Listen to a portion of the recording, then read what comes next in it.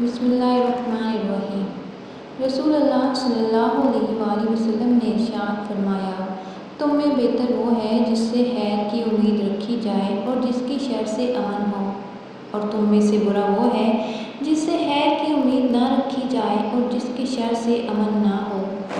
رسول اللہ صلی اللہ علیہ وآلہ وسلم نے ارشاد فرمایا، گناہ وہ ہے جو دل میں کھٹکے اور جس کا لوگوں پر ظاہر ہونا تمہیں ناگوار ہو۔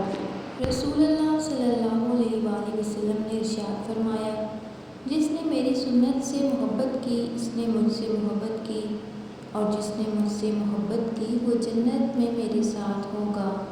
رسول اللہ صلی اللہ علیہ وآلہ وسلم نے فرمایا، روز قیامت اللہ زمین کو مٹھی میں لے لے گا اور آسمانوں کو اپنے دائیں ہاتھ میں لپیٹ لے گا، پھر فرمائے گا، میں بادشاہ ہوں، زمین کے بادشاہ کہاں ہیں؟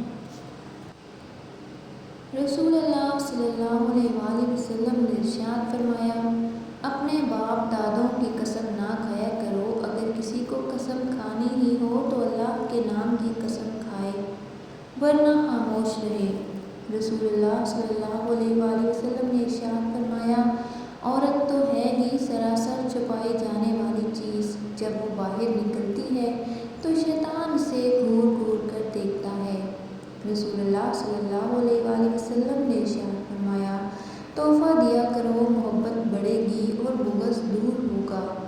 رسول اللہ صلی اللہ علیہ وآلہ وسلم نے ارشاد فرمایا، جو عورت بھی خوشبو لگا کر نامحرم مردوں کے پاس سے اس لیے گزرے کہ وہ اس کی خوشبو کو سونگھ لیں تو ایسی عورت زانیہ ہے۔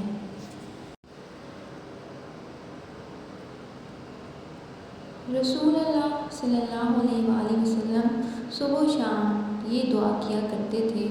ارشاد فرمایا، جب کوئی مسلمان یا کوئی آدمی یا بندہ صبح و شام یہ کہتا ہے، رضیت باللہ ربا وبالاسلام دینا وبمحمد نبیا، ترجمہ، ہم اللہ کے رب ہونے، اسلام کے دین ہونے اور محمد صلی اللہ علیہ وسلم کے نبی ہونے سے راضی اور خوش ہیں، تو اللہ تعالیٰ پر اس کا حق بن گیا کہ وہ قیامت کے دن اسے خوش کرے۔